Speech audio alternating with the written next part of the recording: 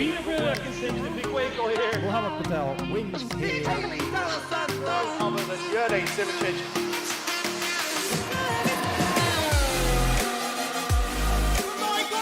Oh, he's done it! Look at these two go. Mitch Hoy's going to do it! His first victory!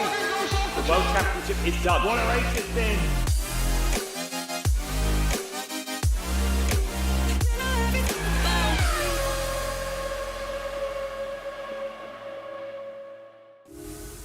It's a warm welcome back, ladies and gentlemen, to the Formula SimRacing Pro Championship. As the rounds roll forward to mark the halfway point of the season, the drivers are in full swing and fully aware of the stakes at hand, as well as the mammoth task that awaits them. We set our sights towards today and to a circuit that perhaps needs no introduction, a circuit that plays host to one of motorsport's most prestigious events, that of course, the 24 Hours of Le Mans. The Circuit de la Sarthe is long and demanding, where strategy and mind games will take precedence down the long Mulsanne Straight. Let's see how our drivers tackle its challenges. As always, we must give a massive thank you to our broadcasting partners over at VCO eSports, as well as our returning sponsors of Mesita eSports, SimLab and 3D Rap. With that out of the way, it is myself, Zach Sweeney, joined once again by Richard King in the commentary booth, with Felix van Delft behind the scenes. Richard, it's an incredible venue. How will drivers and teams tackle today? I think that it is going to be a fantastic race. Obviously, we had an amazing race in the Academy Series. It's got fast corners. It's got a couple of technical sections that are going to really test these drivers to the absolute limit. And then we've got no DRS, sorry. So it's all slipstream along those back straights, those huge sections which these drivers can just go all out for speed, and I can't wait to see what happens. Yeah, no, neither can I. And as you say, the Academy race just moments ago was filled with drama, action, excitement. The whole lot of it, you know, it is just a circuit that has all the right ingredients of a good race. And to be completely honest, I wasn't expecting it to be as good as it was, but they certainly did deliver. And I'm sure the pros will do what the pros do best, as they do week in, week out. They get 2 laps in qualifying, as contrary to the usual 3, because of just how long this circuit is. 13 kilometers in length, and they get 15 minutes to do so, because an out lap and a flying lap is around about 6-7 minutes in time. So you certainly have even with the extra time, it is certainly fine margins. But they're heading out now, and the long Mulsanne Straight, Richard, it gives the drivers a bit of a break, but also in a sense it hinders them, because they've got so long to contemplate where they're going to brake and how they're going to tackle the chicanes on the straight as well. Indeed, when you're sat by yourself, it's a nice chance of, when I was doing my laps of practice, it was really nice just to let go of the wheel. Not fully, but just release my grip a little bit. Stop the pain that was going through the fingers as you just held the wheel as tight as you possibly could. So it was just a really good opportunity to relax. But as you say, it's then the drivers are just losing out almost on their focus, their concentration going into the next set of corners, the 2 chicanes, of course, making it an incredibly important part of the circuit, not just for qualifying, but also for the race as well. Of course, we saw over the course of lockdown where we had a lot of real-world drivers taking to the simulators. Charles Leclerc was eating his yogurt as he was going down the Mulsanne Straight. So it's long enough, but of course, don't let it go, because any bumps will certainly throw you off, and around your car will go. And that is another point of how little margin for error there is around the circuit. Of course, it's a very classical circuit. There's been some minor tweaks and changes over the years, but the principles of it, the core of it, remains the same. And much unlike a lot of the modern circuits, you really can't rely on an abundance of tarmac runoff. It really is just grass and then a barrier, so you've got to be on it lap after lap. I'll agree with you on a lot of the sharp corners, the slow corners. You don't have any room whatsoever to really make that mistake. However, on the faster corners, take out probably that fast left-hander in Porsche curves, you've got the room to make the mistake. The problem is you're at the speed in which you've clip a wheel on the grass, you will literally lose complete control of your car. And no matter how hard you try, that barrier in front of you is going to end up squishing your car down to a pulp. So these drivers, especially during that last part of the circuit, they've been going around the lap at this point for 2.5 minutes. They're up maybe 3-4 tenths on their best lap. The pressure's getting to them, and then they're just going to go through. And they've got to get to the end of the lap. And it is a really, really long lap as well. So you've got a while to try and nurse it home.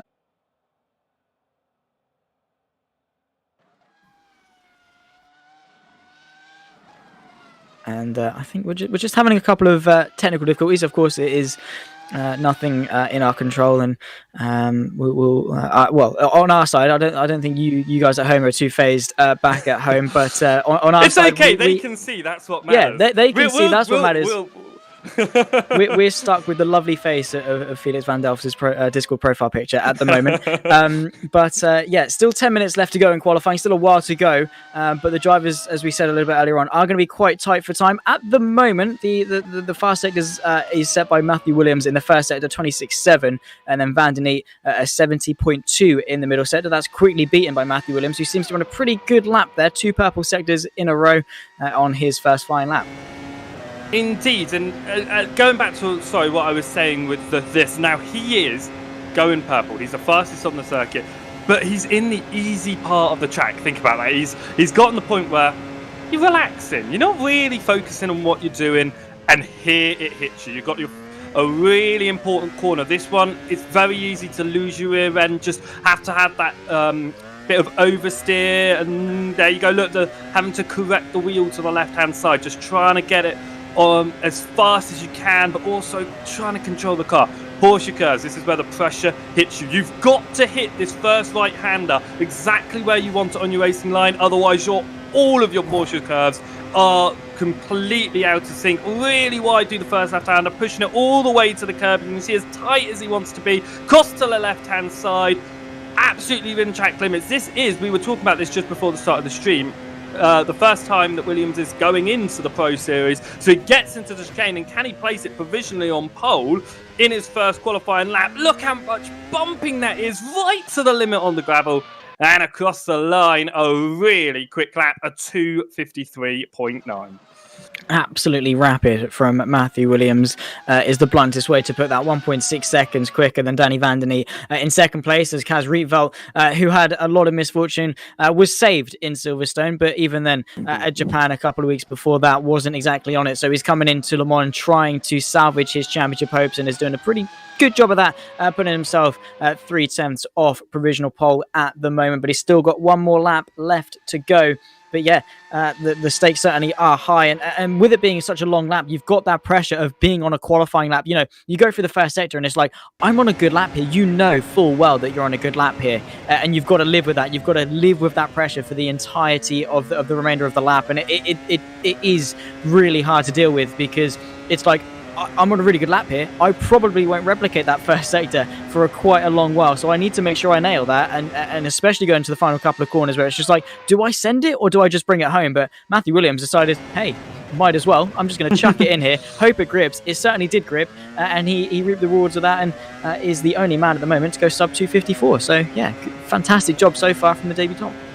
Indeed, what's really important about this track, especially when it comes to qualifying, is track limits. Now, there are some places in which you can get away with track limits. It's in the director's notes that we're not allowed to go outside of certain white lines. However, there are a couple of places where if you go just a millimetre over the line, that's your lap gone. The really important parts, the 2 places in which kept on catching me out, was going onto the multi-lane straight and going out of the final left-hander of the Porsche cars. 2 places where just a fraction of an inch and your time is gone. And that is so important for a number of the drivers who are at the back and have already completed a lap, as it were. They're only down to one more attempt at a hot lap because they've either invalidated their first lap or they've backed out of it in some way. But we're watching Lalu right now. Lalu has done well to get P2 in the championship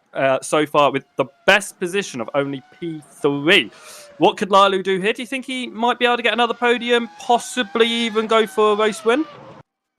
We'll have to wait and see, but certainly setting themselves up pretty well going into P4 and setting themselves onto the second row of the grid provisionally, and only, well, about half a tenth quicker than Cosmo Prosciutto in 5th place. So very, very close between the two, and considering it's nearly a 3-minute lap, you'd expect sort of larger gaps just naturally, but they're not abiding by that at all. They really are just on it for the entire thing, and it is incredibly close. There is incredibly fine margins to live by, but so far Netrex seem to be the team to beat in 2nd and 3rd. Indeed, they are. As really, they've always had a number of their drivers up at the front, and that's really benefited them when it came to strategy. If we think all the way back to round 1, I know that we're round 5 now, where this is going to mark that halfway point in the calendar of technically, with the Silverstone round obviously being abandoned a couple of weeks ago. They've always been up there. They've had that strategy to be able to play with what they want to do, always having teammates who are able to replicate the strategy or do something different and scare other drivers at the top. And the strategy is going to be played today. It's going to be interesting because I don't think we're going to see hards at all. This race is definitely going to be soft mediums. It's definitely going to be a one-stop and for scheduled pit stops. It's just who's going to start on what tyre. How long are they going to go on each of those tyres? And I think for a lot of these drivers, qualifying position is going to matter what strategy they go out and play. We're on board with Van Vukas at the moment, going green in the 1st and 2nd sector, but obviously not setting a lap time at the moment. In fact, looking at how long is left, this is going to be his only lap time that he's going to be able to complete. So let's see if he's able to push himself near the top. Obviously, Ground Effect not having a great time in the Academy Series for the first time, not winning a race in the Academy Series. Can they do better here in the pros? We'll have to wait and see, but Kostas Van Vukas is a driver we have tipped and has proven himself to be a potential future championship contender. So he is one you would expect to be fighting at the front. But yeah, 2 decent sector times so far. I mean, that sector time of a 27.0 is around about 4/10 off what Matthew Williams has just done on their 2nd flying lap. But still, and considering it's going to be their only lap, you don't want to throw it all away. Bit of a mistake as they enter the Porsche curves for their lap and going through. It's just all about commitment. It's all about rhythm, as you said, a hop, skip and a jump as you go through. You just got to chuck the car and hope it grips. But when you know it's going to be your only lap, you do naturally just have a tendency to lift off a little bit, take it a little bit easier, because if you mess it up, you're going to be starting at the back. Whereas if you just take it a little bit easier, yes, it's not going to be perfect, but certainly is going to beat being at the back. We'll see what Kostas Van Vukas can do as they approach the line. Pretty short run. It's a 2:55.8, which is good enough for P10, so decent. And Matthew Williams somehow is finding more pace on that lap. I don't know how, but 2 purple sectors to the 1st and second. It's a long final sector though, from Mulsanne corner all the way to the checkered to the finish line, I should say. So it's a long way to go, but he's setting himself up pretty well to extend that gap for pole. He certainly is. He's done an absolutely fantastic here. As you were saying with Van Vukas being on the only flying lap, you could see that he went a bit more lenient into those final 2 chicanes. He didn't run as much curbing into the first part of that as he probably could have. Found himself probably a couple of extra tenths of second, maybe a couple of positions on that grid. But right now, Williams coming through the Porsche cars, pushing to the absolute limit. Nothing to lose at this point. But amazing first 2 sectors, coming out now towards the final 2 chicanes, pushing it to the limit. How hard is he going to go into these final chicanes? We'll have to see, but he's going to send it. He sent it on the first lap, and he's going through, put it to the right-hand side, just chuck it over the curbs and hope it grips. He's doing a fantastic job of that. Skates across the curb on the left-hand side. Not quite a purple final sector, but still a quicker time by a couple of tenths. A 2:53.727. And he has extended his gap out in front. Kaz Rietveld will be the person to fight him to pole. He's half a second off as he goes through Indianapolis. He's on his out lap at the moment, so he's warming up his tyres, getting himself prepared. But half a second, that is a monumental amount of time to gain. But Kaz Rietveld, he's brought out some surprises before. We've tipped him as not particularly a qualifying man, more so a race man. So for him to be on the front row is sensational for him at the moment. Indeed, and on this track, half a second, you can compare that to being about a tenth of a second anywhere else, and that half a second can easily be found. Just getting a better run onto Muslim Straight is going to get you a tenth or two right there. Then going through, obviously you've got a couple of chicanes on there again. If you've got your exit right, you can find another couple of tenths. If you get your Porsche curves absolutely spot on, that's another couple of tenths. There's so many places on this lap where you can find that time, so it might sound like a really big gap, but it's not an impossible feat. In fact, I think it's very much within Kaz Rietville's opportunity to get, but as you've just said, he's not really a qualifying man that we've seen so far this season. He shows his worth in the race, so even being on the second row of the grid would be a massive achievement, and it will also be a fantastic opportunity to set him up for the race. We're going to watch him now, but already off the circuit, and that, well, I guess I really should just stop talking sometimes, shouldn't I? It was fantastic advice. Essentially, just go quicker everywhere and you'll be on pole.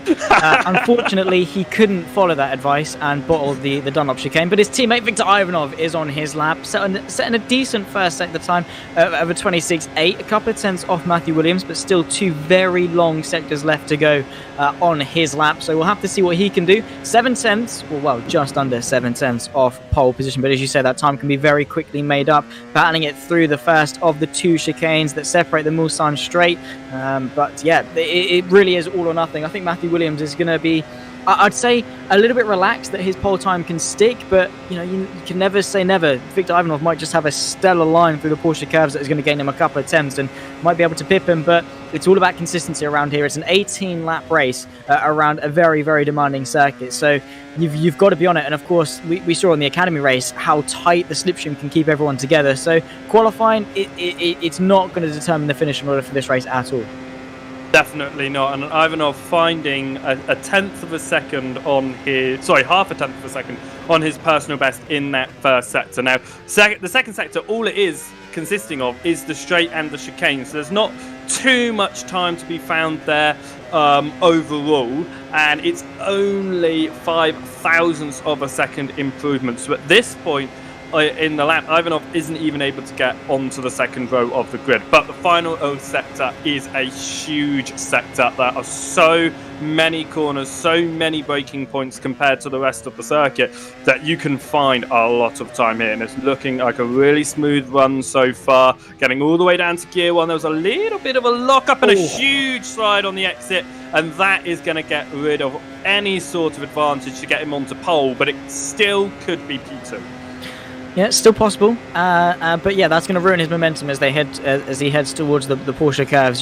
You've got to nail your exits, especially at a circuit like Le Mans, because the straight line speed is ever so important. So to mess up an exit, probably one of the worst mistakes you can make. But still nailing the Porsche curves, that car on rails as he negotiates the high downforce section of the circuit and towards the final couple of chicanes. Still possible. We'll have to wait and see. But the chicken flag is out. A lot of drivers just waiting to finish their lap, and because it is such a long lap, we have got a long while to wait, but just chucking it over the curbs, praying the car's going to grip. A similar line to Matthew Williams, and across the line, is it second place? No! Marginally missing out to his teammate of Kaz Rietville there, on board with Jukka-Pekka Laulu in 4th place at the moment. Going to be 4 tenths improvement to get themselves any higher on the grid. Cosmo Prosciutto as well there, 2 green sectors, and when you're not far off Laulu, Cosmo could be one to get himself onto the second row of the grid here.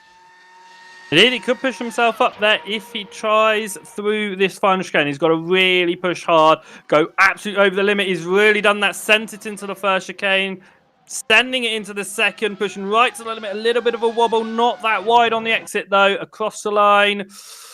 Oh, not an improvement on his lap, unfortunately, as Flack's going to cross the line to set his one and only lap time of the session. It'll keep him back in P20. Well, that's qualifying done and dusted around one of the world's most prestigious circuit. Matthew Williams really is impressing us today with his performance, but 18 laps ahead of him at 2 minute 53.727 for the Royal Blue Racing driver. Kaz Rietville will join him on the front row in second place. Then comes teammate Victor Ivanov in P3. Jukka-Pekka Laulu for Royal Blue P4. Cosmo Prosciutto rounds off the top 5 with Mirko Mancini in 6th. Danny Vandeny in 7th with Chance Pantelis in P8. George Zalagianis, who had a misfortune on the last lap in the Academy race, finishes their qualifying here in the Pro Series in P9. Ambititis running off the top 10 there for NetRex Grand Prix, and it really is a battle between two titans of NetRex and Royal Blue, and we'll have to see which team comes out on top come the end of the 18 laps. But only 2 seconds separating the top 10 around a lap that's 3 minutes long. That's not too bad, and qualifying certainly setting us up for a pretty good race today. Indeed, and actually, if you look at what Casfield's position is, not only is he P2, the only driver in front of him is a driver who's not competed in the Pro Championship so far. That's 3 events that he's behind in. So Kaz is still there as, being the championship leader, having the best opportunity to continue to extend his championship lead. But that being said, Matthew Williams, first time out, he's put it on pole by half a second. What a lap that was. It really, really was. Well, we're going to go to the race in just a few moments' time. But until then, myself and Richard are going to step aside for just a moment because we have a word from our sponsors over at 3D Wrap. So we'll see you in just a couple of moments' time, and then we'll talk you through the formation lap and then talk through the grid, and then we'll get to the action in just a moment.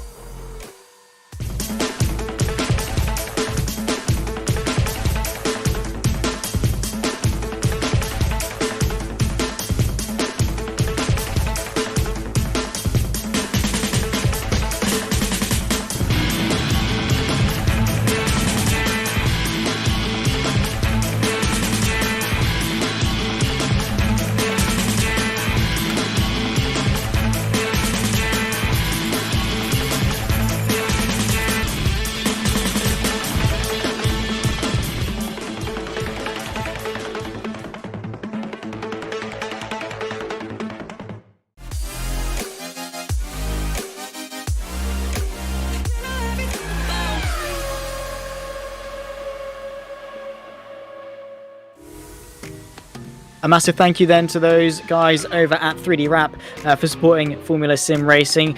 Myself, Zach Sweeney and Richard King will be talking you through today's action, and the race is just moments away. And after qualifying, Richard, it really has set us up to be a fantastic set. 18 laps of action we're going to get where, on-track action is going to be high, but also that pit lane is going to be ever so important, as it always is. I'm going to agree with you there. Yeah, the on-track action is definitely going to see a lot more on-track action than I think we've seen so far this season because of the slipstream, the way that those Michelin straights work. Obviously, the first lap's going to be so important, getting through that extremely tight first couple of corners, a whole first sector even, before getting into the straights and setting up what could be some good moves. Thinking about how these drivers are going to look at this event, you haven't got to try too hard into the first corner. If you lose a position or two, that's okay. You've got a straight to recover that. You've got the push to pass. We still do have. We don't have the DRS here at Le Mans, but we have that push to pass that is going to be able to help them. 75 seconds of it. You could use. Trying to do very quick maths in my head, about 5-6 seconds per lap of push to pass throughout the entire race, and I think that we're going to see that also come into effect. Pit stops, definitely. I don't think they're going to have as much effect as we've seen in the past, purely because of the way that this circuit works. However, I think it is still going to be vitally important when they pit rather than what tyres they are on. Yeah, absolutely. It's going to come down to how they pit, when they pit, and yeah, we saw how both strategies are going to can play a factor. Of course, those starting on the mediums and those starting on the softs both sort of finished evenly well. Of course, it did come down to sheer pace, consistency, and other factors of course where they came out into clear air, etc., etc. But yeah, pretty equal in terms of the two strategies. So it's all about maybe extending your first stint just to be on slightly fresher tires towards the end, because we saw how Liam Howard in the academy race was getting chased down. And their tyres just absolutely hit a cliff, dropped off, and they were completely off the pace for the final lap, which cost them the victory in the end, only by about a 1/10.5 of a second, mind you, but still cost them a victory around Le Mans, which is certainly not something you really want to miss out on the last lap. But yeah, it's going to play a massive factor, and of course that slipstream down the Mulsanne straight and through the two chicanes, both of them are critical overtaking opportunities. But yeah, you've got you really don't gain much being really aggressive on that first lap, on that run through Dunlop and into the Dunlop chicane. What do you gain? A couple of places, but the risk, it's such a tight corner and there's so many cars going through that it's so easy for things to go wrong. You're so much better off just backing off a little bit. Maybe you lose a place, maybe you lose two, maybe you gain because someone is spun in front of you. Whatever it is, you've just got to be cautious because that long Mulsanne straight, the slipstream, the slingshot you're going to get is going to help you to propel. So, you know, you've got to be thinking long game here. Indeed, thinking long game. Now, I know that I'm in the position where I'm able to have the benefit of getting on track just before coming into the commentary box. So I've just done a 14-lap race, a little bit shorter, a lot slower. But I found that I started on those medium compound tyres. They were very minimal in difference between the softs and the mediums on heavy fuel. And in fact, I was lapping faster than drivers on the softs. And I think definitely after about 3 or 4 laps, because the tyre wear is actually, it's not a huge factor. Tyre wear isn't actually a problem. You could go the 18 laps and only wear down about 60% of your tyres. What the problem is the heat. And to the fact that you lose just a little bit of traction through some really fast corners. Being on those medium tyres at the opening stint, you're going to actually, I believe, gain in the longer term. Because yes, in the first 4 laps, you might be on slightly slower tyres. But everyone on softs are going to push those softs longer than their perfect operating window. The mediums are going to continue working and be faster for a lot longer. So I think it's going to be a toss-up as to whether they go on mediums or softs. Personally, I would go on to mediums. And I think we're probably going to see a lot of drivers outside the top 10 choose that strategy. First lap, go a little bit lenient, as you say, back out and just hope for the best. I think that's what you can do in the first lap at Le Mans. Try and get through. Obviously, it's known as the world's most famous endurance circuit. Go for those. Go for the long run, and I think it'll be excellent.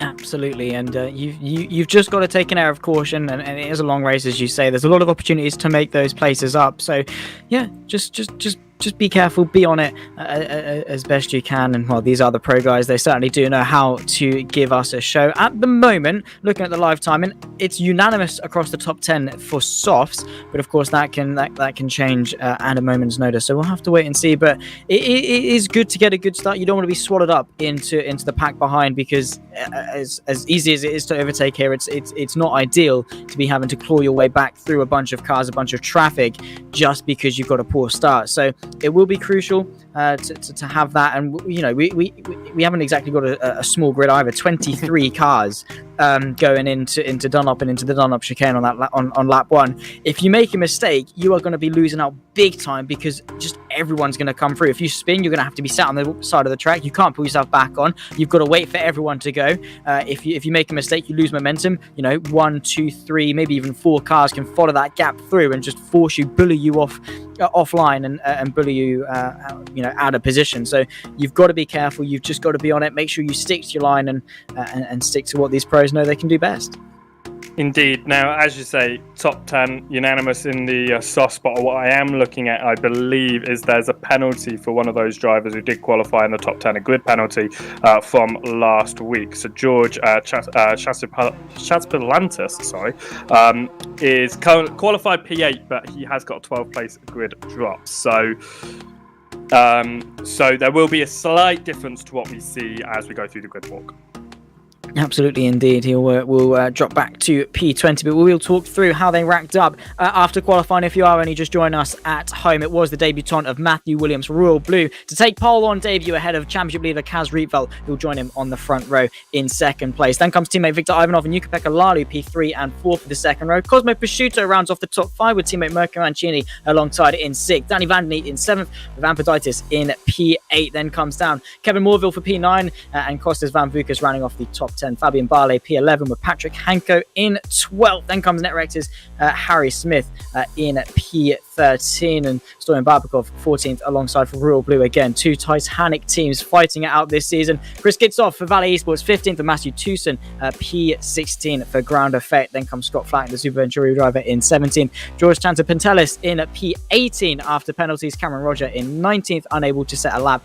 So too with Frenchie in P20. Rasmus Andreasen for Best Esports P21 with Silvieres 22nd and George Salagianis down in 23rd place as well. We'll round off the back of the grid. But yeah, if there's one driver I'm going to be expecting to cut their way through the field, it is going to be the Ground Effect. That number 50 car, George Salagianis, he's certainly one that knows how to overtake. Certainly does. We've seen a lot of that in a couple of the previous races. So I think it's going to be a fantastic event for all of them. And I think that we're going to see some really good racing, particularly on that opening lap of the grid, of the race, sorry. So I think it's going to be a really good fight for the positions.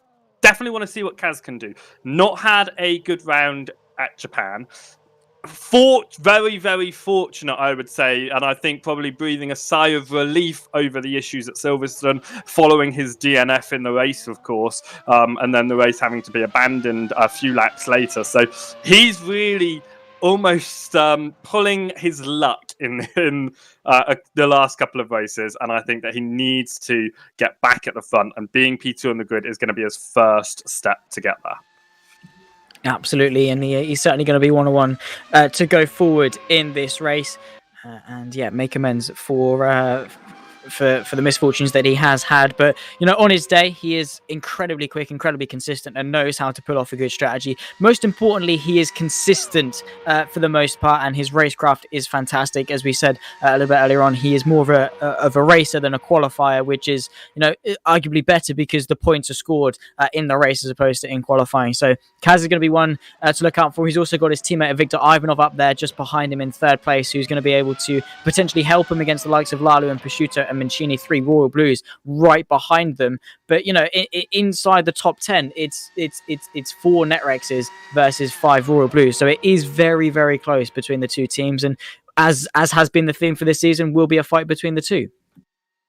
Indeed, I think there is going to be a really good fight between them. And Ivanov obviously coming back as well. As he missed round 2 in the championship, but he's still up there, really close to the fight. And I think being in P3 in the grid is going to put him in a really good position. Now, we saw, though, at Imola, the opening round, I know that we're further in the championship now and things might feel a little bit different, but Ivanov was part of that train that was following Reutevold around the circuit at Imola, and part of that team, and they just weren't going past each other. They weren't overtaking.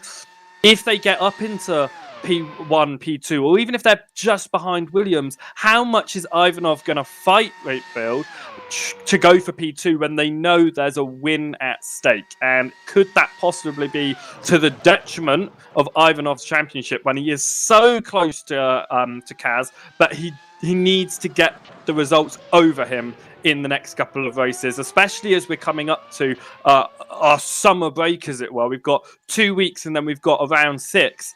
And then they have a really big break. And you really want to go into the next couple of races with good momentum. So you go into that break in a positive mindset for the end of the season.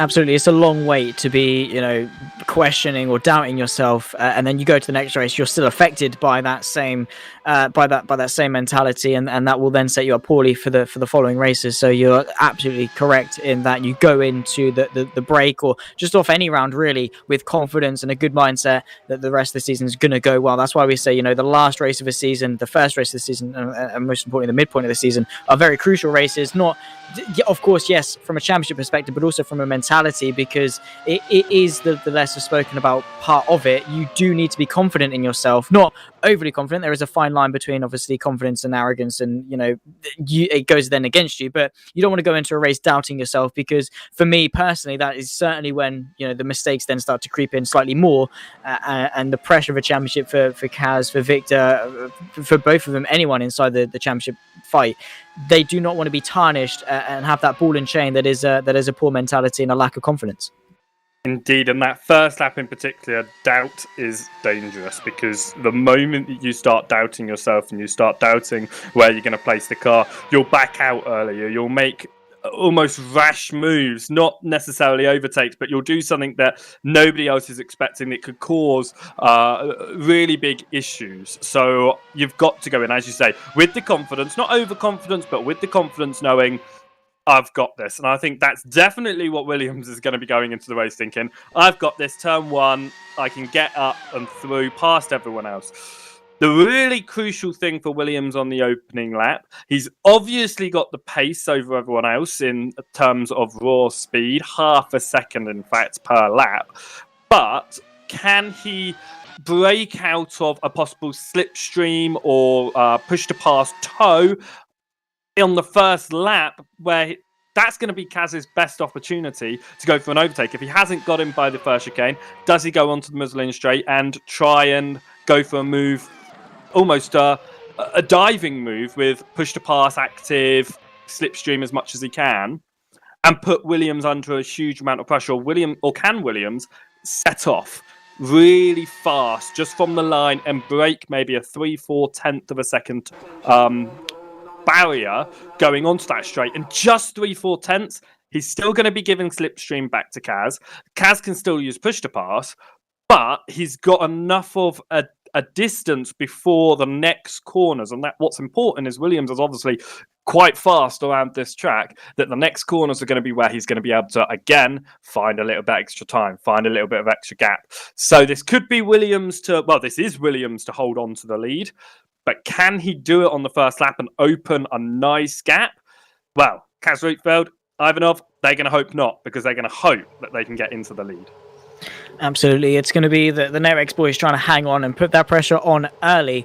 And Williams is going to try their absolute best in order to try and run away with it and get clear of that toe, because that's going to be the most important factor.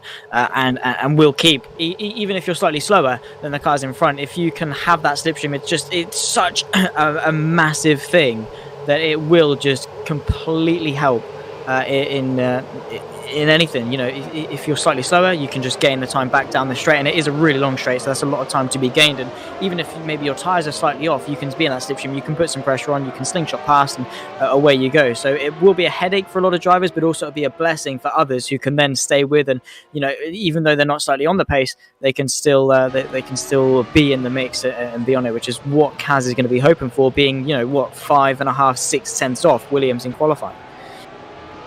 Indeed, he's going to really be hoping for opportunity, definitely with the tyres. Now the tyres are just setting themselves on the left-hand side, but I think that we're seeing a few drivers, like I was saying, go for that medium tyre at the start. The top 10 obviously take out our penalties, so the top 9 sitting on those soft tyres, going for the speed at the beginning. But then you look back down to Kevin Morville. Morville's tried this alternate strategy. Now, I'm trying to remember correctly. My memory is not excellent. If I do remember correctly back to Japan, Morville was on an alternate strategy.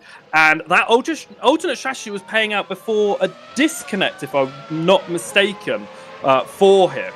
So Morville has tried, so it was Malaysia, sorry, it looks like it was. But he has tried something different before that has ended up working quite nicely for him, take away technical issues. So, again, something new. Van Vukas, something different as well. Barley, they're set all together. Softs behind them, softs in front of them.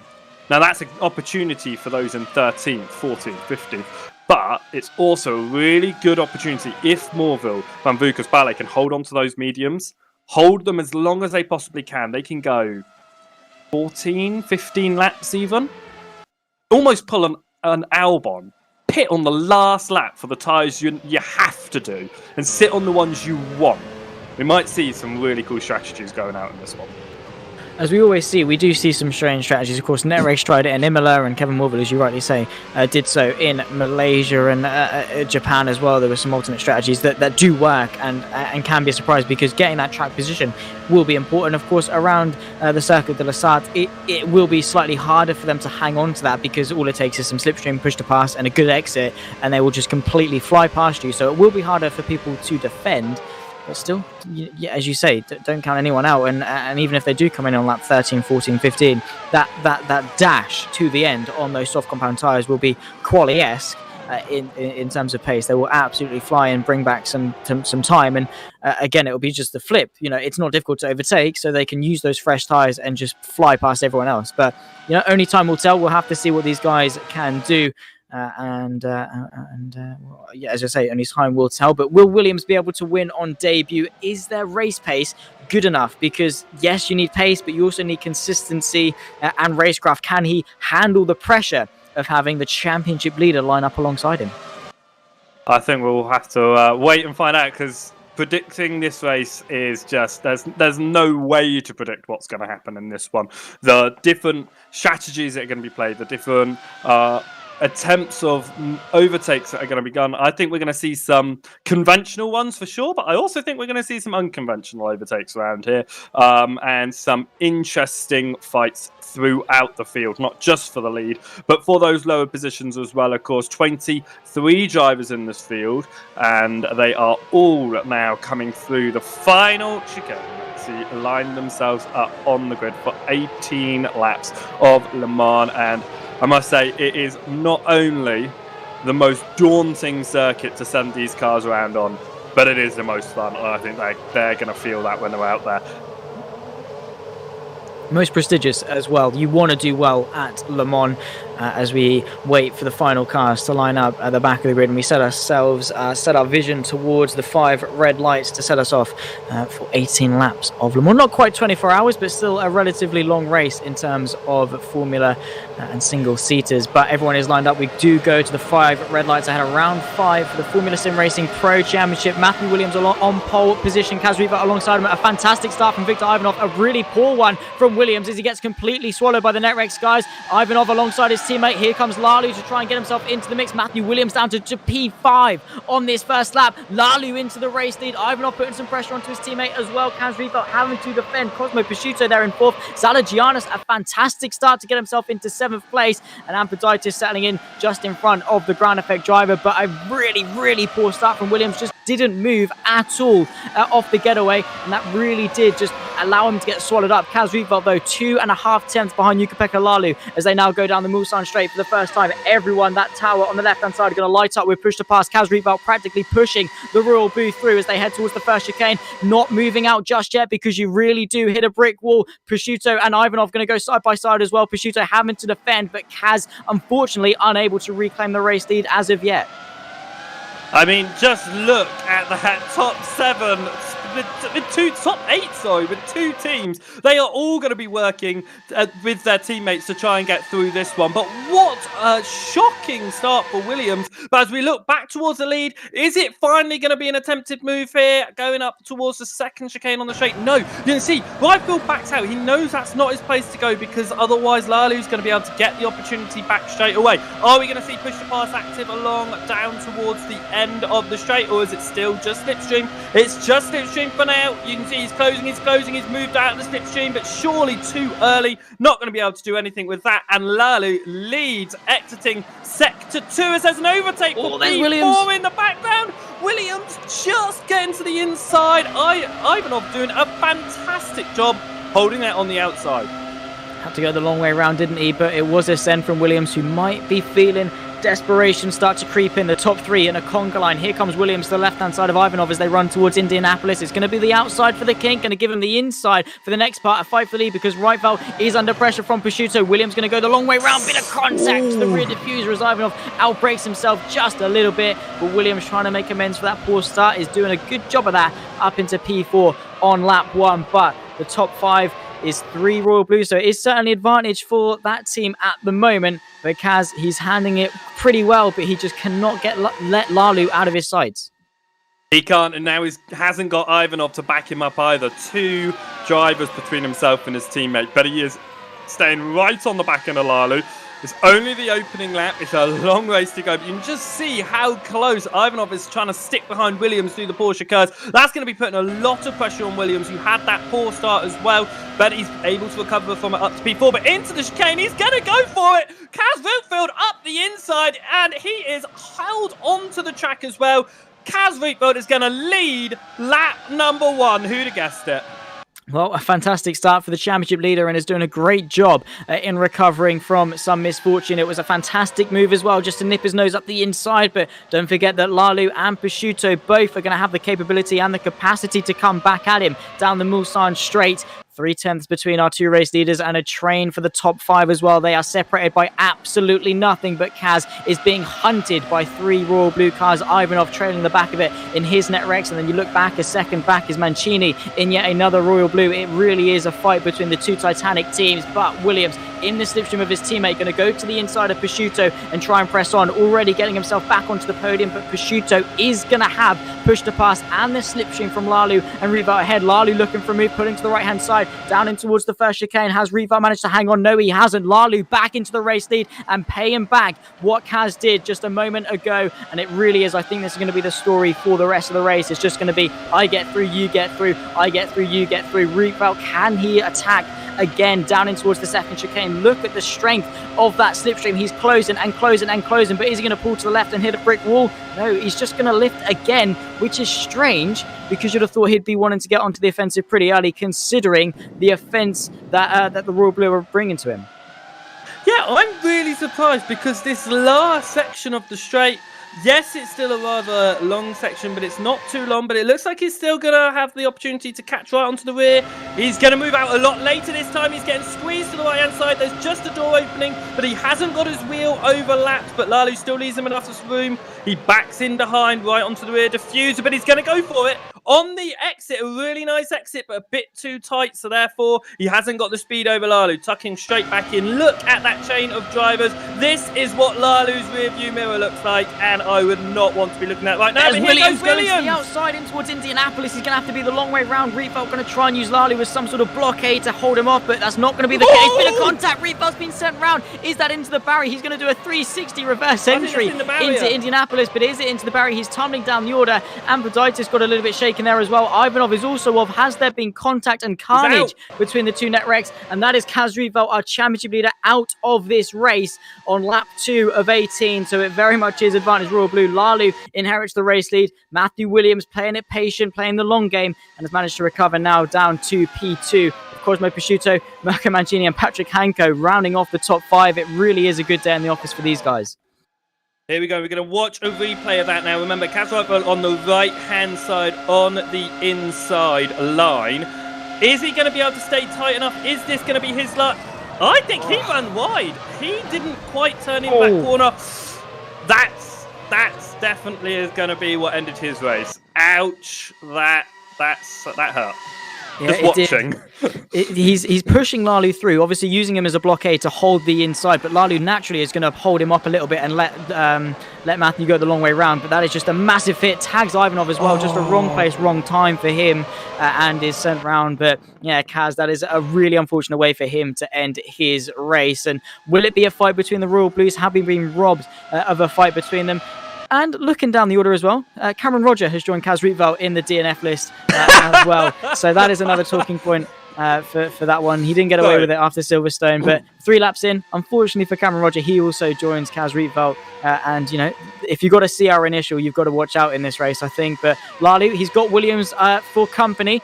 He's closing and closing and closing, going defensive potentially as Lalu. Is Williams going to go for the move on his teammate? Is he going to reclaim the rightful race lead that he thinks is his as they go through? This is Zalagianis trying to put some pressure on Amphiditis and Patrick Hanko. He's got his teammate Kostas Van Bukas for company.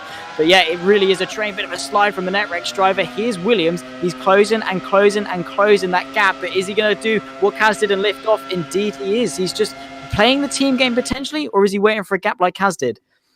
I don't think that he's playing the team game. Now, there's 1, 2, 3, 4, 5. Of anyone who can fight for position, it's the ones in the podiums. They've got a gap and they've got a buffer to the drivers behind. Now, Williams might be backing off just a little bit at the moment. Following that incident on the last lap, he might be deciding where is the best place to go for this move. I'm going to stop. I'm going to wait. I'm going to think about it. Because the last thing he wants out of his debut is to possibly get a win and then it to be taken away from him at the end of the race. And obviously, we're not the stewards. We've only seen a couple of camera angles. I think Williams is in the clear from what we've seen. but he needs to gain his confidence back. He's going to go to the inside, go for that move on the lead, push the pass active, go in the safe way this time, to the inside, already through. Lalu backing out of it, allowing Williams to regain the lead from pole position here. Drop into P5 before turn 1, but he's back up there within 3 laps. Yeah, absolutely. So he really wasn't phased at all. A poor start, but again, using that composure, just bringing himself back down to earth. And this is how Cameron Roger left us prematurely through the Porsche curves. A car off just in front of him. Maybe he was caught out as he goes through. Turns to the right. Was he tagged? Yes, yeah. he was. So it wasn't his fault. But that is a really unfortunate way to end his race a little bit earlier on. But hopefully one day Cameron will have a little bit of luck. But Williams reclaims his throne at the top of the timing table. He's going to be pushing on, but race isn't over yet. He's got to make sure he does his job and keep it consistent and get to the checkered flag. Now, as we pull back to Williams there, that's what I was talking about in qualifying, track limits. Now, Williams just went slightly wide out of the exit of those Porsche curves. That would very highly likely be a corner cut. Now, 3 warnings for corner cut, you're going to get a penalty. And when you're leading this race, you're pushing hard, very easy to get those warnings for corner cuts. He's going to have to be especially careful with what is a growing lead already. 0.8 of a second. Hanko, the last driver for Royal Blue Racing inside the top 5, and he has got one of the ground effect drivers all behind him who is going to be looking to try and move up this order. Now, he's been sat with his teammate most of this race. Zaglianis has been with Van Vukersvoort since the beginning, but they're separated at the moment. How is that going to affect the way that they're racing? They've been using each other to move through the field ever so slowly. Don't quite have that yet at the moment. But anyway, Zaglianis is going to look for P number 5 and try to stop that domination. But it's a different story, it looks like. Wide from Amphidisis. And oh my word, heart in the mouth moment. Zaglianis holds on to P7 only just as Amphidisis wait for the inside. Went a little bit wide, allowed Zaglianis to go back through, but then had a little bit of a slide, and there you go. The straights, the slipstream changes again. I can't keep up. There is too much happening. There really is, and it's a lot to keep up with, but as you say, the two ground effects using each other very, very well to slice their way through this field. Kostas Van Vukas is trailing, of course, being on those medium tyres, using his teammate to cut their way through. Here's Amphiditis on the back as Zaglianis as they run towards the Mulsanne corner. Not quite potentially going to be close enough through the kink and might have to sit back, and indeed will sit back for the time being. But yeah, Van Vukas just using his teammate. Zaglianis gets through. The car that is now behind Zaglianis will then be sort of a little bit phased, and then Van Vukas can capitalize on that and get themselves through as well. And Van Vukas having some great pace despite being on the slower tyre, and has to remember to stay patient this race. He's this quick on the mediums, just think how quick he's going to be on the softs as well. Indeed, riding on board there with Amphiditis, there is definitely some wear, possibly even a flat spot on the left tyre on his softs. Now, 4 laps in, that's not what you want, because that means your tyres vibrating really heavily, and on a circuit that you're going straight most of it, that's really uncomfortable. But he goes to the right hand side. Could they be side by side for the Porsche cars? It looks like Amphiditis is going to try it. He's going to get ahead though. Zaglianis was not having any of that. He was like, I am backing out. We are not risking crashing into the Porsche cars. And I think that was a really sensible option. Back down to P7, back up to P6 for the next race. For the next race. Absolutely, and this early in a race, you can't be taking risks like that. A bit wide from Zaglianis, manages to just about save it, and it might get to the point, if these mistakes continue, that Van Vukas is like, okay, I might have to just get my way in front, but I don't think that's the route he wants to take. Again, another mistake from Zaglianis going through the final set of chicanes there, and has cost him ground to Amphiditis in front. Patrick Hanko only a second in front of them. Is Van Vukas going to go for the move and change the two ground effects around? Not quite sure, but you know, it gets to a point as a teammate, yes, you want to work with your team and play the team game and cut your way through, but it gets to a point where it's like, the car in front, I'm quicker, I could be pushing forward, but at the same time, I don't want to battle, and it's that inner conflict where it's like, do I go for it, do I not? And it is a conflict that even Royal Blue have had between Cosmo Prosciutto and Mancini, if you look back to the Japan as well. Indeed, it is something that they need to have a think about, because at this point in the race, is it now to the detriment of Van Vukas? He's got 5 laps in, he's got the fresher tyres. He goes to the left-hand side. Is it going to be a defence from Zaglianis? We're going to find out, because at the moment they're still side by side, not really backing out of it. There you go. Backing out just early enough for the corner to allow his teammate through. And that could be Van Vukes' opportunity now, because the softs, they're past their best.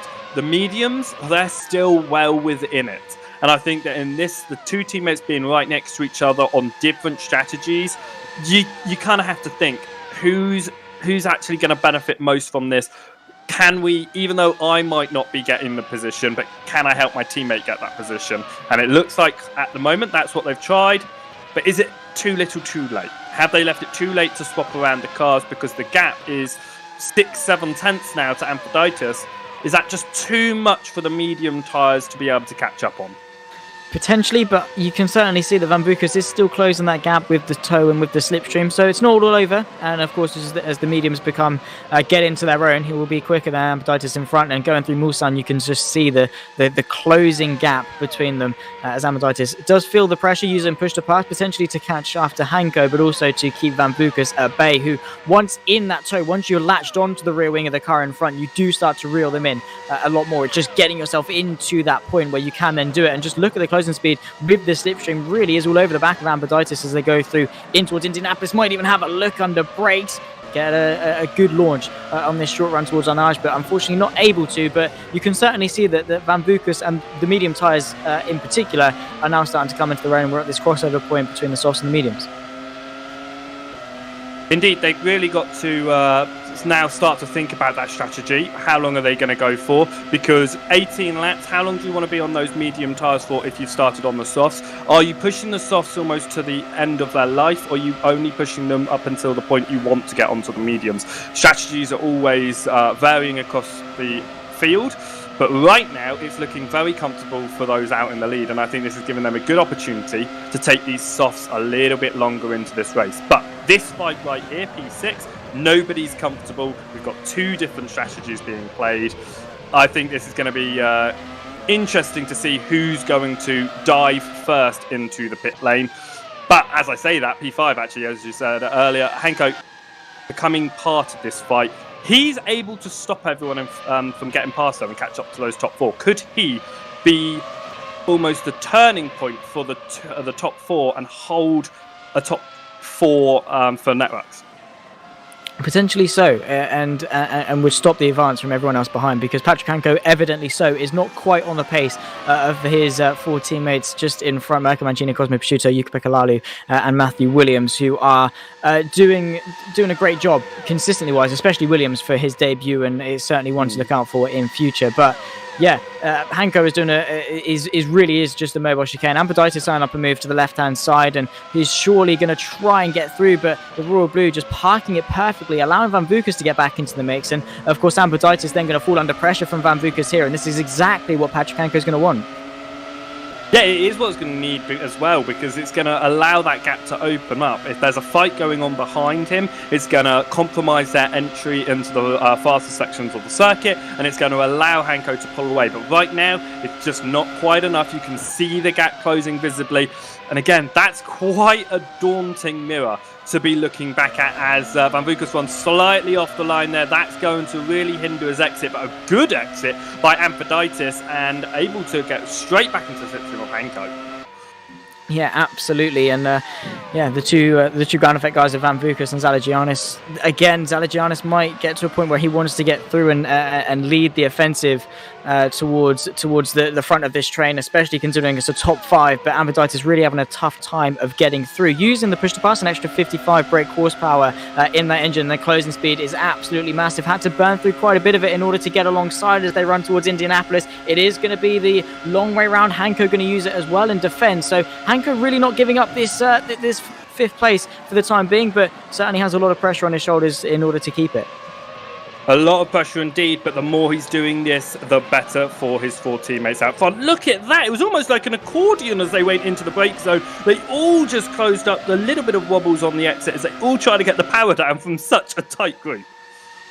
Yeah, absolutely. It really is just bumper to bumper between the top four, and Van Bucas does certainly want a slice of the pie, and as they go through the Porsche curves, just eyeing it up and trying to put him offline, I think, is what Ambiditis and Van Bucas are doing. Put their opponent offline because, as you said, it's very rhythm-esque. You have to take a hop, skip, and a jump through this sequence of corners, and if you mess up one, you've messed up the rest of them, and just, you know, and then that helps you to set up the run down and towards the fourth chicane and the final chicane, where you then can put a good chunk of pressure on. But Patrick Hanko, incredibly quick through that sequence of corners, and despite the slipstream, he's managing to hang on really well. It'll be interesting to see the strategy game played, and that is Van Bucas making a clumsy mistake, falling back behind Zalagianis, and that is the pressure of this train kicking in. It's very difficult to run in a pack this large. Indeed, and you just saw that one little mistake dropped him a position and has now put him into possibly an overtake attempt by Vandeny as they head up to the straight. Very easy that mistake to make through that chicane, just a little bit too much of the curb, just a little bit too wide, position lost. But settling back in now, you've got to focus on what you're looking forward to, not thinking about what's just happened. So let's get their minds back focused again. A little bit of a gap opening up between the ground effect drivers and the Netrex in front.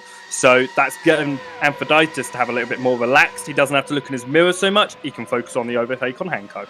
You certainly can. That is a bit of pressure alleviated. We don't want an inner conflict between the two ground effect boys, which will only hinder them because Vandeny and Ivanov are both there. Well, I say Ivanov is, Vandeny is certainly there within 0.7 of a second. No DRS in effect because it's Le Mans. You don't need it, but that slipstream will certainly keep him in check and will actually help Ambiditis out just to have a teammate, just to have a leg to stand on really and alleviate some of the pressure because at the moment he is all alone fighting for P5, which is something he is going to want.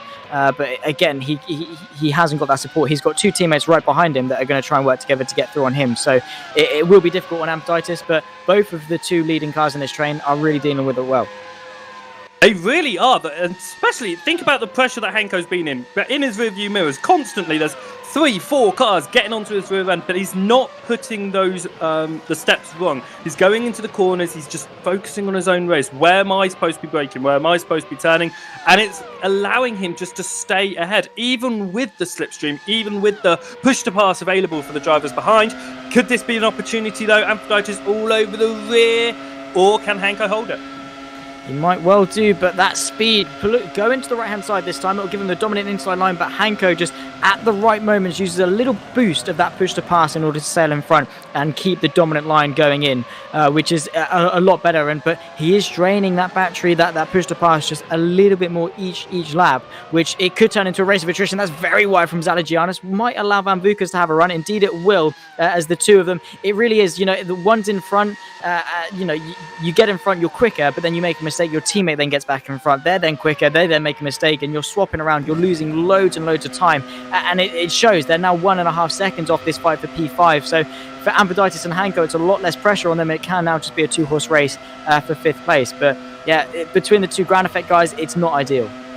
You can see the flat spot on the front left of Amphiditis, and I don't know how that's affecting his feeling of the car, but they're both diving into pit lane, as does the ground effect driver behind. They get into that chicane nicely, a lot better than I did in my own race, and they get into the pit lane, getting the pit limiter active. Now, this is really important. The stop is only about 3 seconds, but who can get the better stop in their box, quicker stop, and go, because you can actually find a little bit of time here.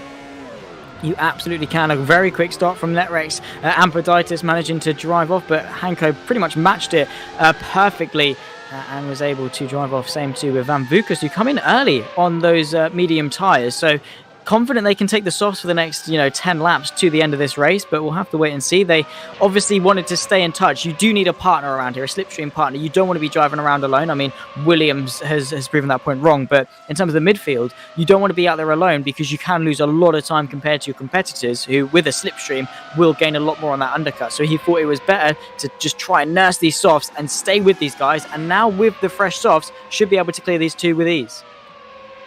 Well, he should be able to clear these two with ease going through the end of the lap. Beginning of the lap, however, it doesn't matter what tyres you are on because it's all about straight line speed. But look at this immediately for him. Going around the outside, jumping Amphiditis to the right-hand side of Hanko now. Though this is really important for the team game. Look how close they get. There's contact! A big accident! That is huge, and that is a big shame. Ampaditis is going to be licking his lips to that one. Same too with Van der Neet and everyone else behind, but Costas Van Bucas with the softs. We said it dispatched with them quickly here. I didn't mean his rear wing. I meant the opponents, his front wing, sorry. I meant his opponents that he would be dispatching off quickly. But again, that's just the thing. He had the confidence off the, on the softs, and desperation creeped in. He acted a little bit too in haste potentially, and yeah, that is an easy mistake to make. And now his chances of this race. Granted, yes, he was drifted over a little bit, but with the wall there, do you afford to take a risk like that?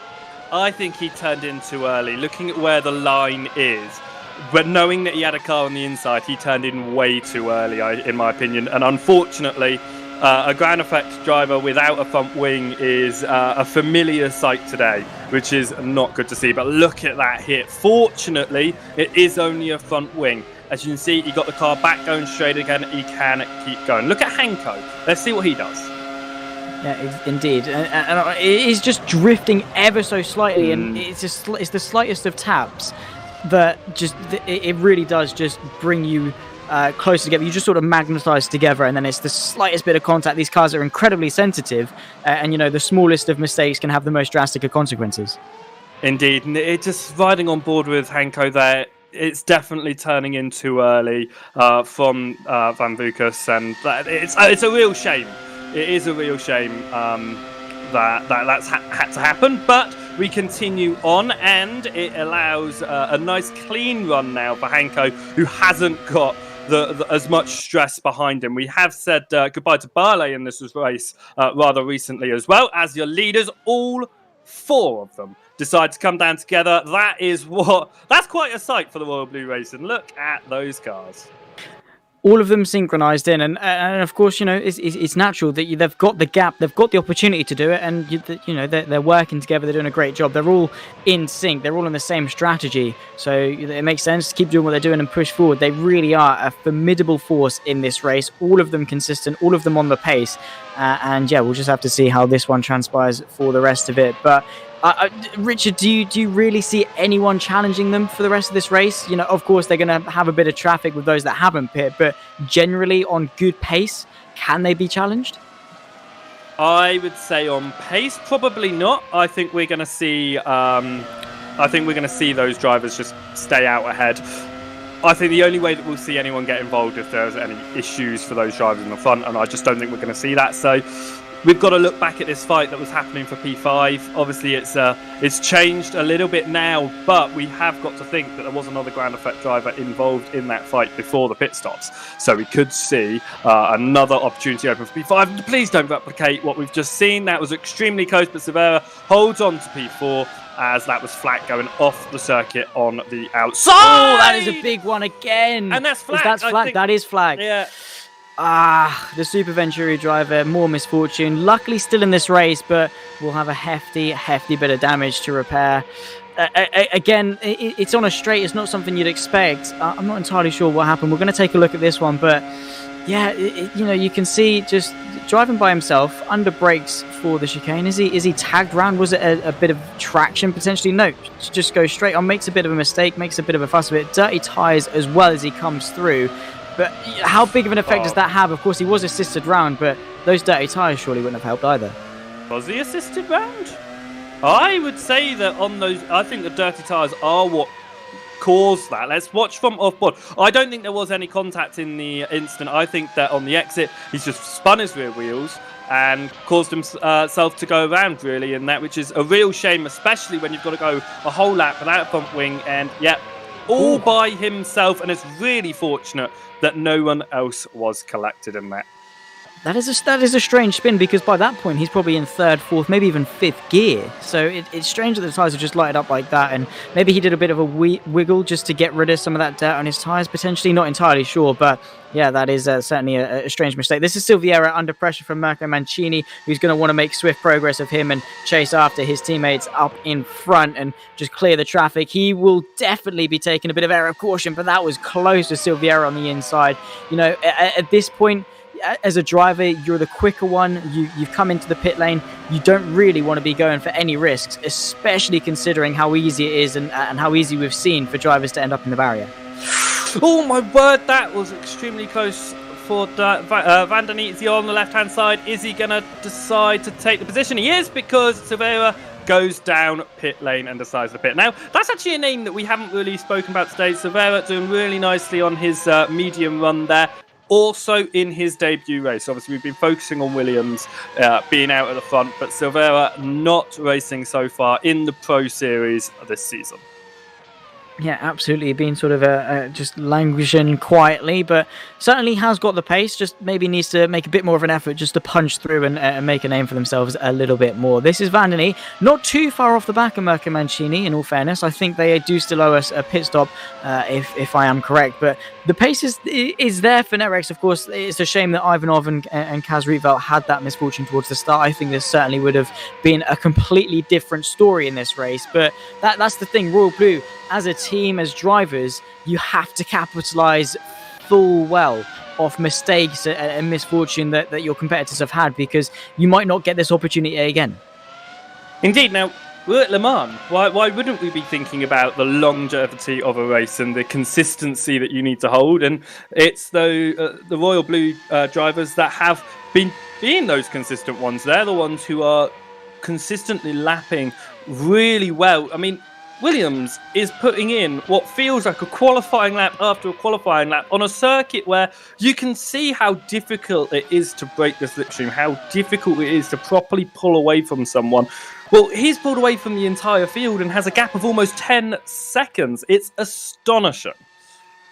It really is, and we said how important it will be for him to break free of that slipstream and that toe at the start. It will alleviate so much pressure because, as we said, even if you're slightly slower than the car in front of you, you can gain that time back just with the slipstream. So the likes of Lalo Prosciutto would be able to stay there if they were pushing for the race win, like the likes of Kaz Rietveld, who would be pushing to try and get through. Not so much Lalu, but as soon as Williams is out of that range, he is by himself. He can push, can be consistent, and just set that pace that we know he has. He set pole by 0.6 of a second, which is, massive for a debutant, and looks completely unfazed. His racecraft, his composure. So he really is a man of both worlds. He's good at qualifying. He's got the pace, but he's also come into this race.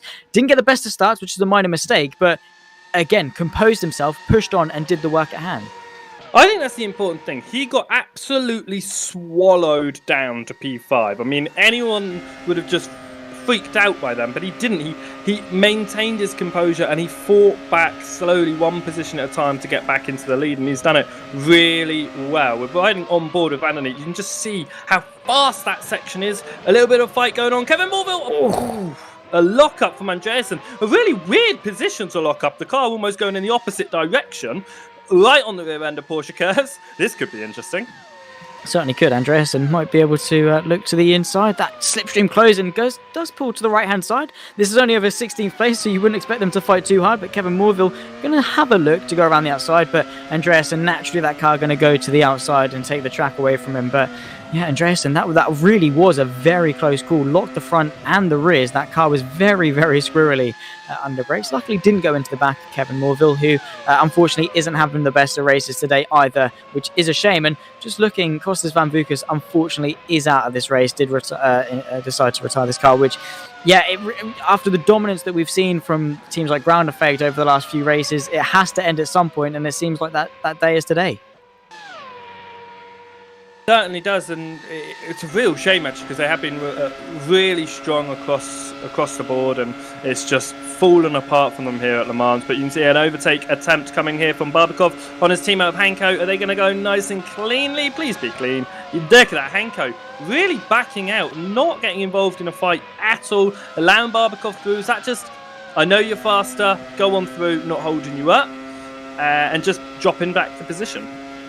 Potentially so. I think, again, the golden rule of motorsport is do not crash into your teammate at all. Don't be a donut. And because that's the worst thing you can do. That's probably why we haven't had quite the fight for the race lead that we would have hoped for, because the Royal Blues are like, we're in a really good position here, guys. Let's not mess this one up. Because, they've been in that position where they've seemed so dominant before. Look at Cosmo Prosciutto and Mirko Mancini back at Japan. They seemed so dominant, but something got the better of them, and then they fell to the pressure and then finished something like, I think one of them were on the podium just about, but it was was third, fourth, fifth, sort of that area. So it's certainly better just to lift off a little bit, let your teammate then push forward and claim the better places. Because, you know, what's the point? If they're going to come through anyway, why put up such an offensive, especially against someone that you want to work well with? Talking about putting up such a defensive, as we ride on board with Vanderlei, in fact, he's going for a really hard fight here. Now, the reason I'm interested in that is because I am looking at his stints so far. He's done 7 laps at the beginning of the race on the soft compound tyre. He's now on the soft compound tyre, which makes me believe it's very possible that he has to do another stop, does he not? He does. To comply with the rules, you have to change compounds unless it rains, and it's very much blue and cloudless skies over the skies of France at the moment. So, yeah, it's he will definitely have to pit again, which again is just more misfortune for NetRx today. But I'm sure he'll bounce back. I'm sure he'll do his best, but he really is going to tumble down the order well outside the top 10. And again, was it just a clumsy mistake? Surely this can't be intentional because of the amount of time you lose and how difficult it is to make that time back up at Le Mans. It must have just been a mistake that he selected the wrong tyre when he come into the pit lane. Well, when you request pit stops, it automatically selects the tyre that you're already on, the compound that you're on. As he goes to the inside of Mangini, going for P number 5, gets nice overlap on the brakes and gets the position. But all for naught, it looks like, as he moves up into P5. But I think he's going to keep on pushing, as you can see, because all the time that he can gain now, could he pull an Albon at the very end, pit for mediums on the last lap to get the required compounds in, but that's still going to fall down a lot of positions, as it looks like Ivanov, as the misfortunes continue, Ivanov's out.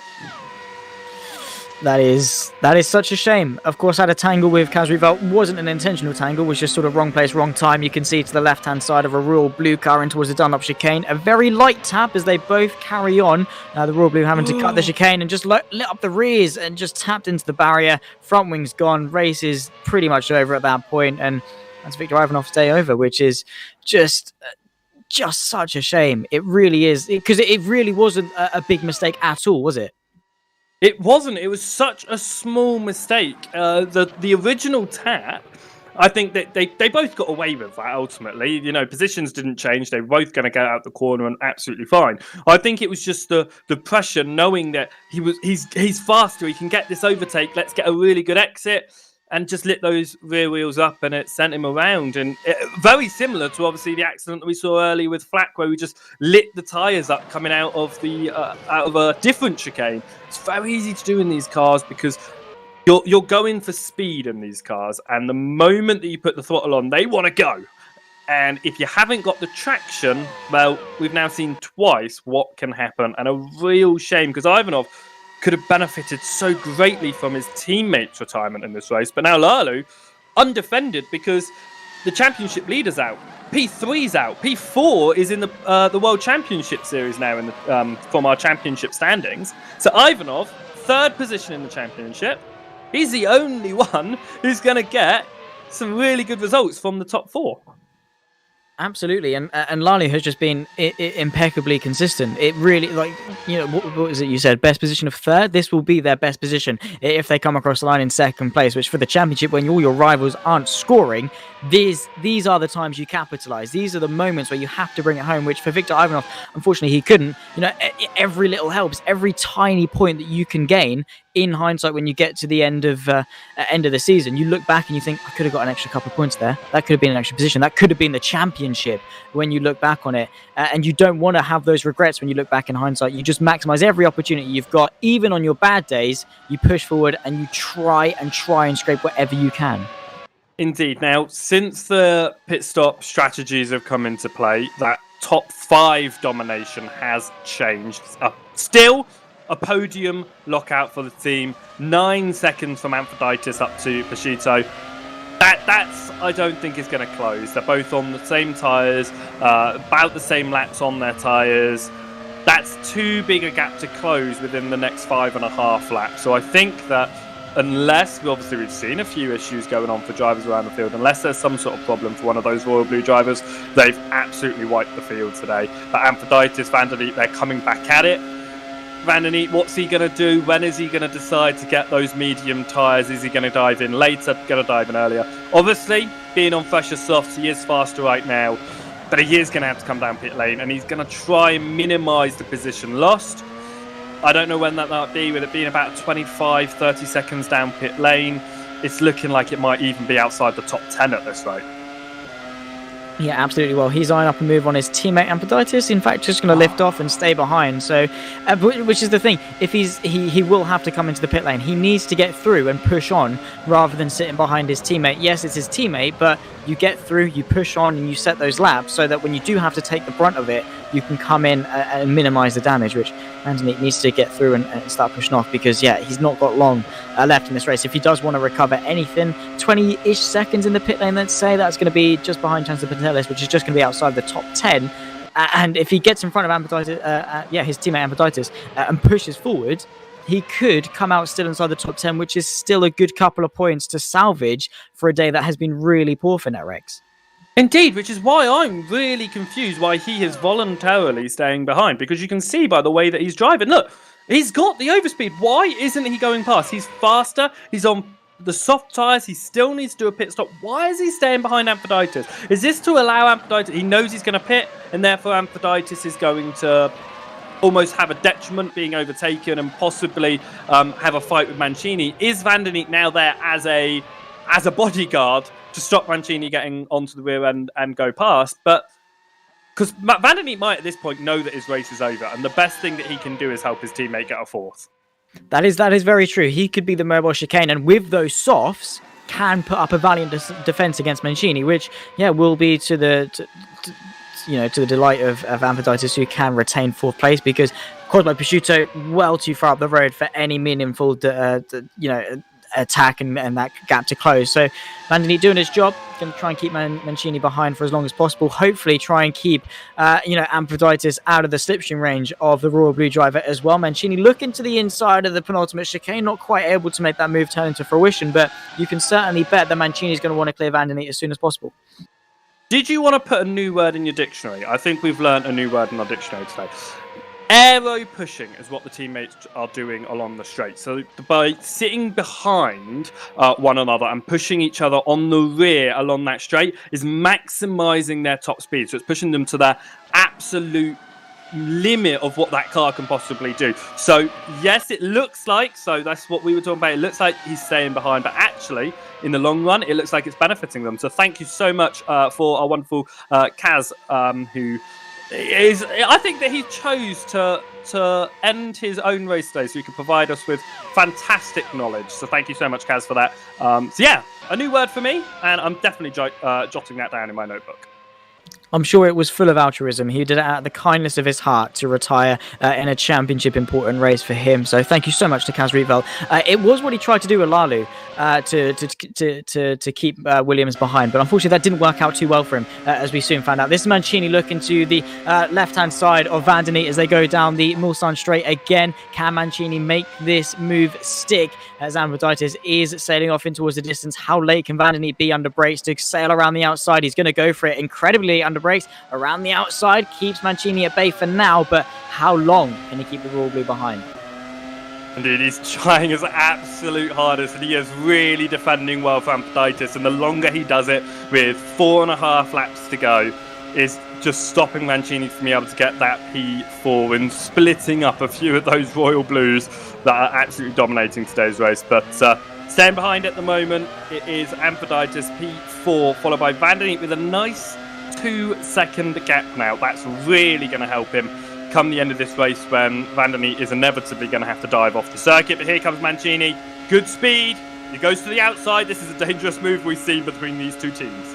Absolutely, Mancini going to go the long way round. It's going to be the inside for Indy, going to keep him there. Slight bit of contact between the two. The NetRex locks up. Van den Eek goes in deep, and Mancini says thank you very much with a shorter line through Indianapolis. Gets himself into 5th place, but that gap between himself and Amphiditis in front grown to just under 2 seconds. In fact, is 2 seconds between himself and 4th place. And with only 3.5 laps-ish left of this race to go, time is going to be dwindling down, and that's going to be a mighty, mighty task, especially if Van den Eek can launch a counter-attack.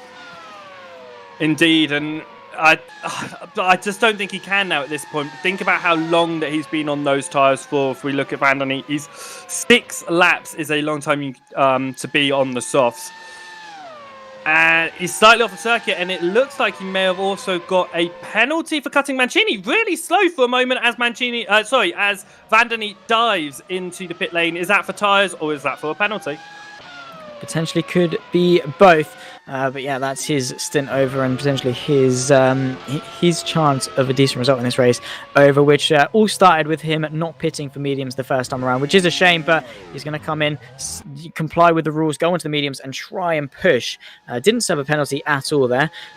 So yeah, we'll see how he comes out. I'm going to guess it's either going to be just in front or just behind Chanton Patelis for the top 10. But we will have to wait and see. But can we just talk about Matthew Williams for a second, please, and the dominance that he has? You know, for a debutant, you know, you sort of do want to have a quiet race and try and settle in, but you don't expect to have that quiet race leading out in front with absolutely no pressure at all. Look, he can look behind and just enjoy the Le Mans scenery at the moment. He is completely chill. Of course, for him, he's going to have a lot of pressure to bring this home for his debut, but you know, it's the best debut I'd say since Amvukas at Japan. It has been so dominant. Yes, it's not over, but between now and the checkered flag, if he doesn't make a mistake, this is going to be some story to tell. At this distance, if he does make a mistake, I think it's still going to be a very real opportunity for Williams to stay in front, but there's no sign of it. He's just been on it every single lap. 16 seconds between himself and second position is an absolute mile. In fact, at this circuit, it almost is a mile. It's so good how consistent he's been. And as you say, first race, you do expect to just keep to yourself, not get too involved in the fight, see what everyone else does and see what you can do in the future races. At this point, he's looking at everything in reverse because his mirrors are showing him, well, not anymore, as you can see, the clear view that he's got. But he's not had to really worry. That moment he dropped down to P5, I thought, this is going to be a difficult race.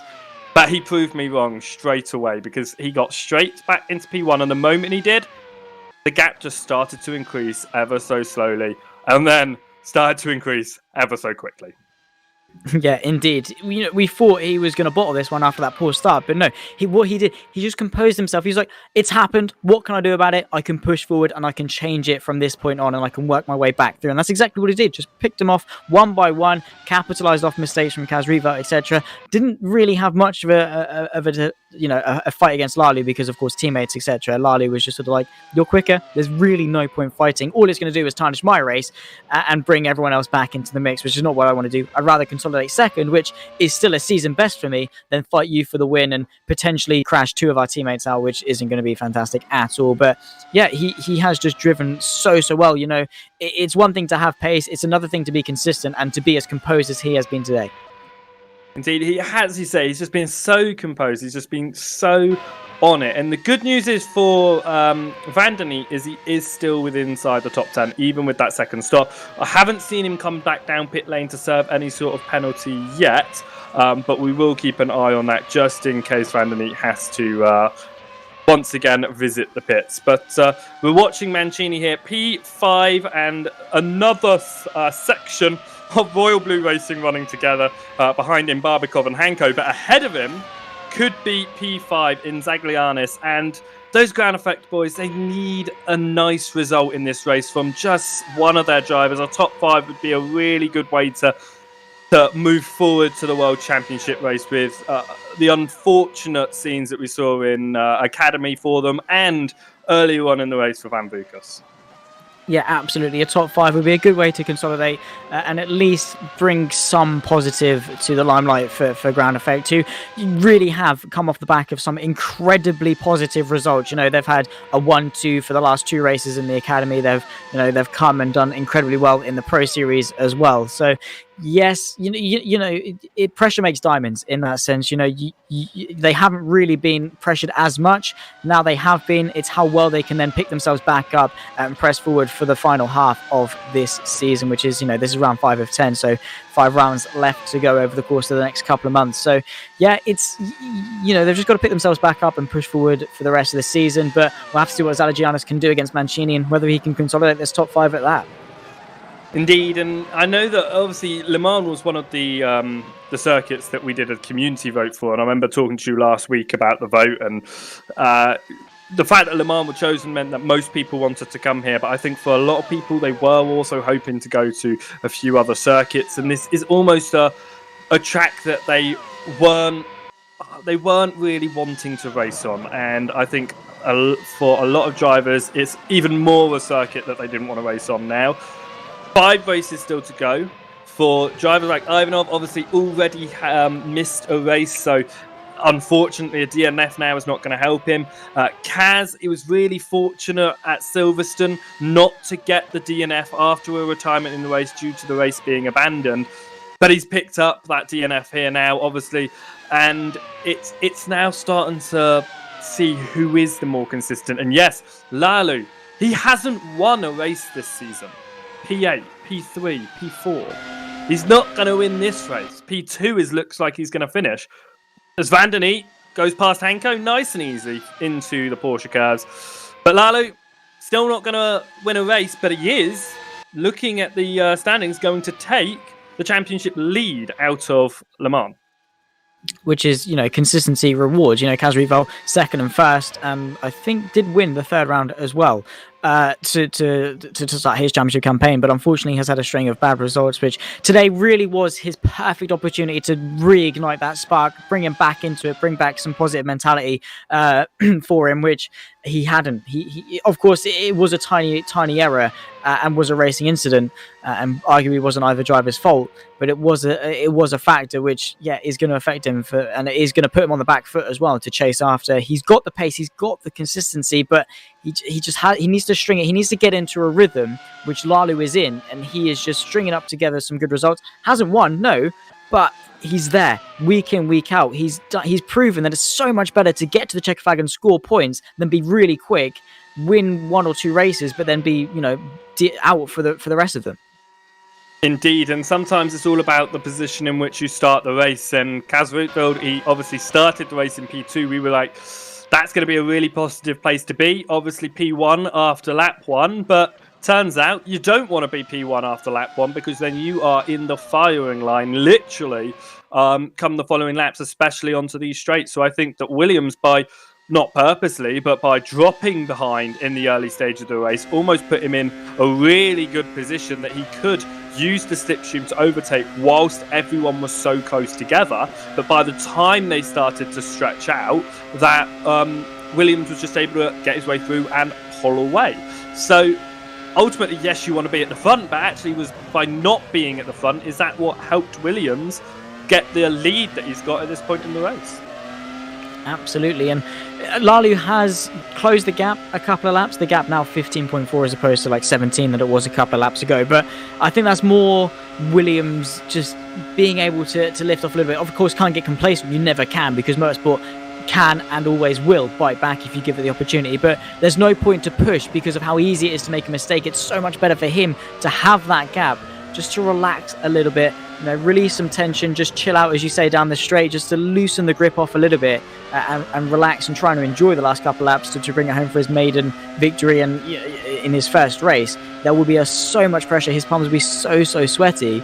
And for him just to relax, you see Mancini eye up that top 5 and towards the Porsche curves, didn't really know where to go, and that wiggle of the steering wheel was just him saying left, right, I don't really know where to go, and decided to stick behind for now.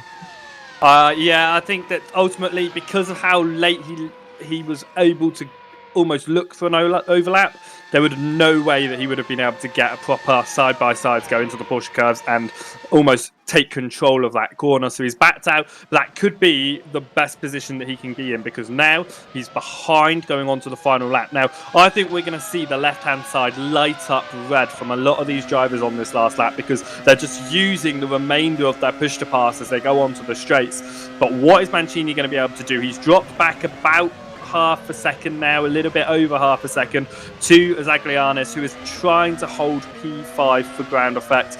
And for Dieter, you can see slightly up ahead. I don't think he's going to get involved in this fight at all, but if he makes a mistake, it certainly could become a three-way fight for P4. So, as you say, can't get complacent. Motorsport will bite back whenever it can.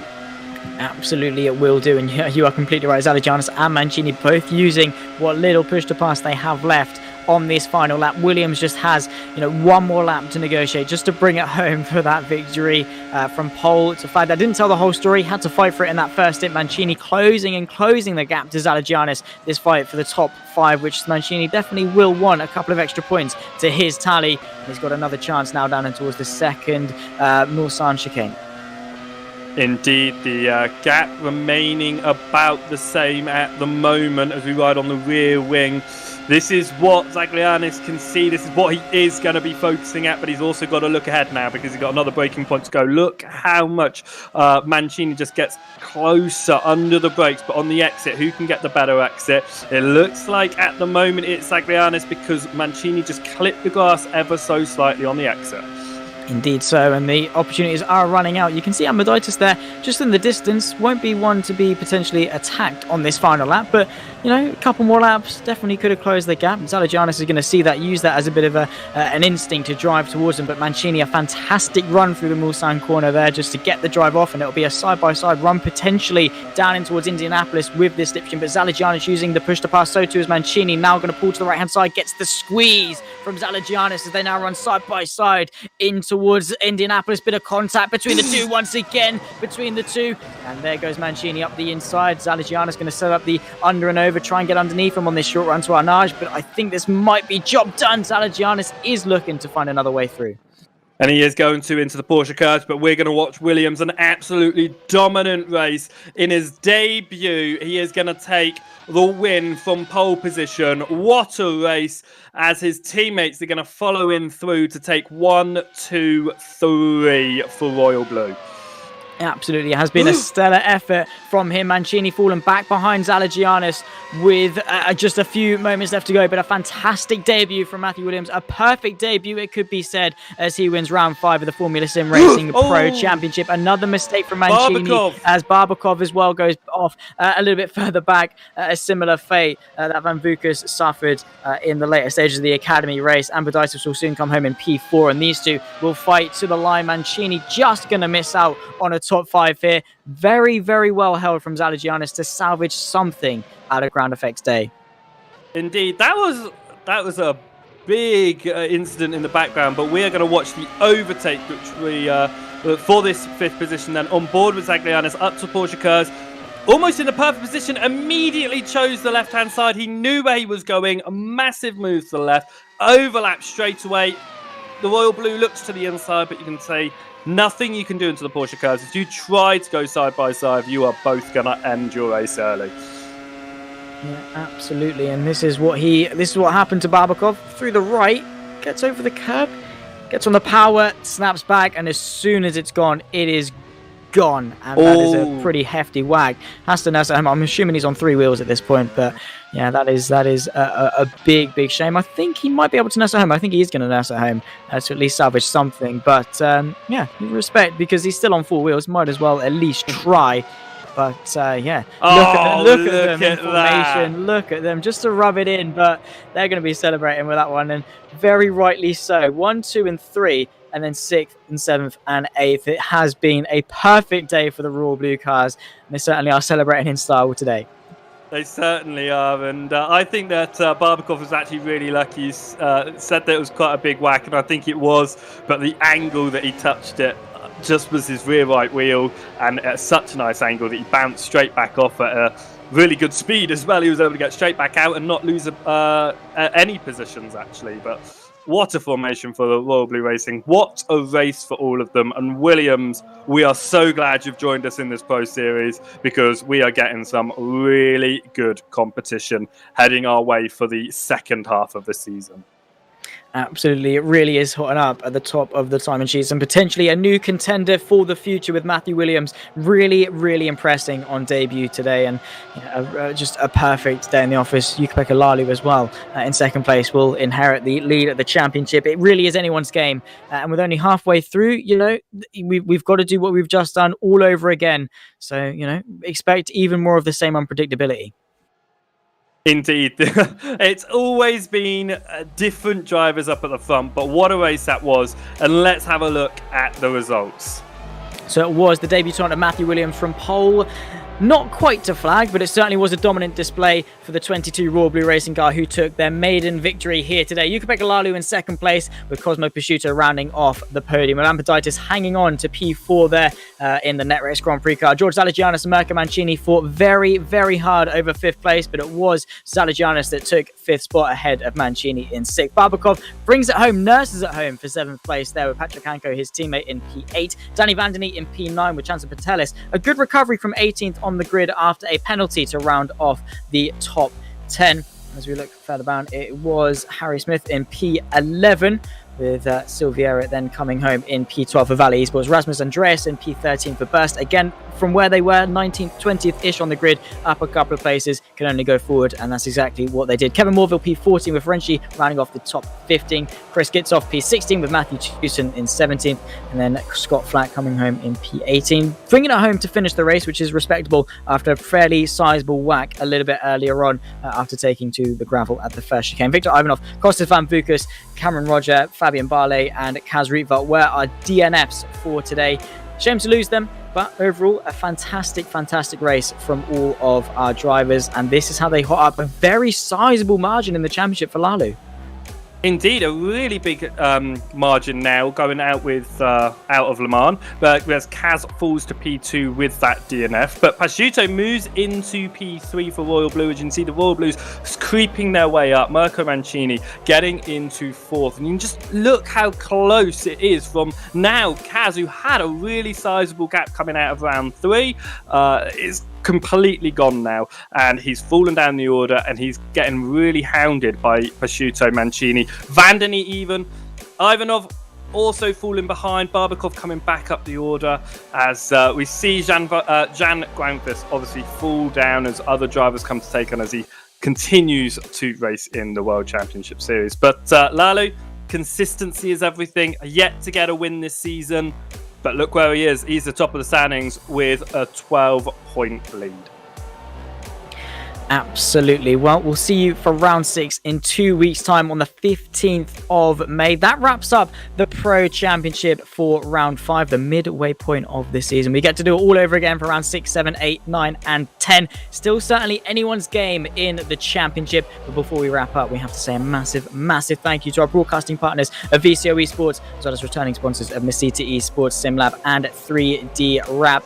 That is not the action done and dusted for today, though. We still have the World Championship in a few moments' time. It will be Lewis McGlade and Ewan O'Leary in the commentary booth for that one. But myself and Richard King, it has been an absolute pleasure to have you watching alongside. We hope you did enjoy that race around Le Mans. Very much a prestigious circuit. But until we see you on track next time in 2 weeks, have a good one. Bye-bye.